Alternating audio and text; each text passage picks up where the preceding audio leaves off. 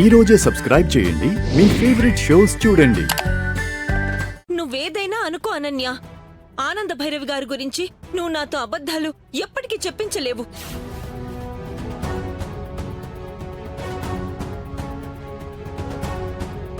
నాకు ఈ కుటుంబం గురించి, విలువల గురించి తెలిసి కూడా నువ్వు నన్ను బెదిరించావు,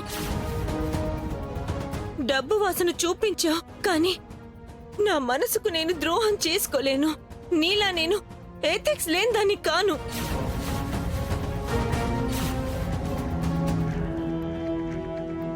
అంకుల్, ఆంటీ, నేను మీ అందరి ముందు ఈరోజు అబద్ధం ఆడలేకపోయాను. ఈరోజు కూడా నేను ధైర్యం చెయ్యట్లేదు. కానీ అనన్య టార్చర్, బెదిరింపులు తట్టుకోలేక తను చెప్పమన్నట్టు చెప్తానని తప్పదని ఇక్కడి వరకు వచ్చాను. అనన్య, సారీనే. మీ కుటుంబానికి నువ్వు చేయాలనుకున్నంత ఈజీగా నేను ద్రోహం చెయ్యలేకపోతున్నా.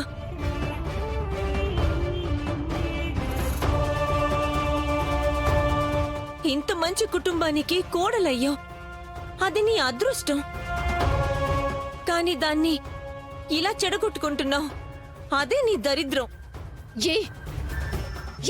మమత, ఇది టూ మచే. నన్ను పూర్తిగా ఇరికించేసి వెళ్తున్నావు. నువ్వు బాగుపడవే, బాగుపడవు. పిచ్చనన్యా, ఆ పెద్దావిడితో కొడుక్కి ఉద్యోగం కావాలి అని నాటకం ఆడించి నిన్ను ఇరికించింది నేనే అనన్యా. అత్తయ్య గారు, మావయ్య గారు, ఇక చాలా ఆపమ్మా, ఆపో. నిజాలేవో అబద్ధాలేవో ఇప్పుడు గాని మాకు అర్థం కాలేదు. మావయ్య గారు, అత్తయ్య గారు. అనన్య, చాలా పెద్ద తప్పు చేశావు. ఇది నువ్వు సరిదిద్దుకోలేని నేరం. ఇంటి పేరుని తీసావు. అత్తయ్య గారు, నేను అలా చేయలేదండి.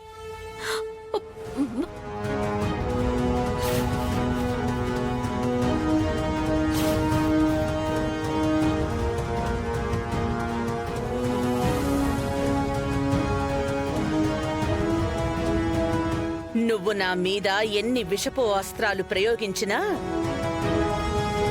అవి తిరిగి నీ మీదే ప్రభావం చూపిస్తాయని నువ్వు గుర్తుపెట్టుకో.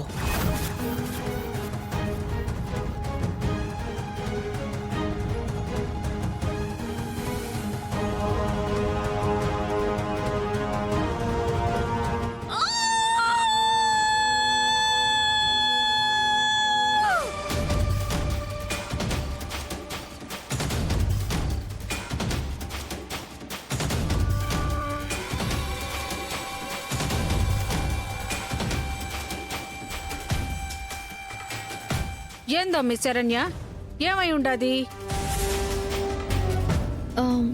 ఏం లేదక్క, ఎందుకో నాకు చాలా డిస్కంఫర్ట్గా అనిపిస్తోంది. అంటే కొంచెం ఇబ్బందిగా. అయ్యో, దేనికమ్మా ఇబ్బంది? నన్ను నీ సొంత అక్క అని అనుకోమని చెప్పాను కదా. వేసవి కదా, గదిలో ఉక్కపోతగా ఉండి నీకలా అనిపిస్తుందేమో. ఎదుగో చల్లగా ఏసీ ఉందిగా, వేసుకుంటే హాయిగా ఉంటుంది.